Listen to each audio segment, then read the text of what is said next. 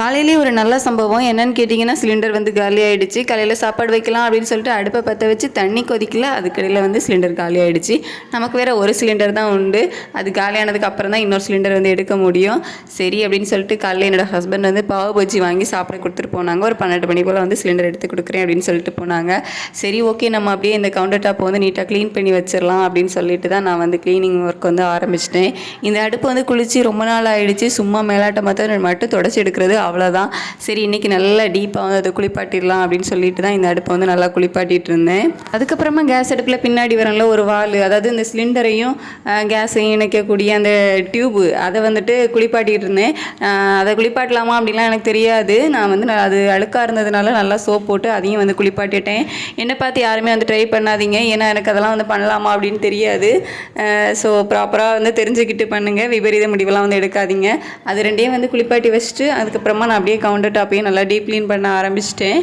New ஸ்டேட்டுக்கு வந்து ஸ்டார்டிங்கில் ஒரு கிச்சன் க்ளீனிங் வீடியோ போட்டிருப்பேன். அதில் வந்து இந்த தண்ணியெல்லாம் தள்ளி விடுறதுக்கு, சாரி இதோட பேர் வர எனக்கு ஞாபகம் வரல, இது இல்லை அப்படின்னு வந்து சொல்லியிருப்பேன். இப்போ பார்த்தீங்க அப்படின்னா இது நான் வாங்கிட்டேன். ஜஸ்ட் ஒரு 20 ருபீஸ் தான். அதே வந்துட்டு வாங்குறதுக்கு அவ்வளோ நாள் ஆகிடுச்சு. அதை வச்சு நல்லா அந்த தண்ணியெல்லாம் தள்ளி விட்டாச்சு. என்ன ஃபேன் போட்டு விட்டோம் அப்படின்னா நல்லா வந்து காஞ்சிரும். காஞ்சதுக்கப்புறமா நம்ம திங்ஸ் எல்லாம் எடுத்து வச்சிடலாம். அதுக்குள்ளே கொஞ்சம் பாத்திரம் இருந்துச்சு, அதெல்லாம் கழுவிட்டு அப்படியே கேஸ் ஸ்டவ் மேலே வரக்கூடிய அந்த பர்னர், அந்த ஸ்டாண்ட் எல்லாமே வந்து கையோட கழுவ ஆரம்பிச்சிட்டேன். ஸோ அது எல்லாமே வந்துட்டு ஆயில் பட்டதுனால அந்த ஆயில் கரையாக இருந்துச்சுன்னா அதுக்குன்னு ஸ்பெஷலாக எதுவுமே வந்து யூஸ் பண்ணல. ஜஸ்ட்டு துணிக்கு போடுற சோப் வச்சு நம்ம தேய்ச்சோம் அப்படின்னாலே வந்து ஆயில் கரெல்லாம் வந்து வந்துடுச்சு. அதை வச்சே ஃபுல்லாக அந்த பர்னர் அப்புறம் ஸ்டாண்ட் எல்லாமே வந்து கழுவி அதையும் வந்து காய வச்சுட்டேன்.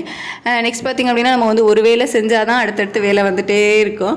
அப்படியே கையோடு வந்துட்டு இந்த பைப்பு வந்து ரொம்ப நாளாக குளிக்கவே இல்லை, சிங்கில் இருக்கக்கூடிய பைப்பு, அதையும் வந்து குளிப்பாட்டிடலாம் அப்படின்னு சொல்லிட்டு கையோட அந்த பைப்பையும் வந்து குளிப்பாட்டி விட்டுட்டு அதுக்கப்புறமா நம்ம வாங்கின புது மிக்சியை வந்து வாங்கினதுலேருந்தே க்ளீன் பண்ணவும் இல்லை, அதையும் வந்து கையோடு நல்லா வந்து தொடச்சி எடுத்துட்டேன்.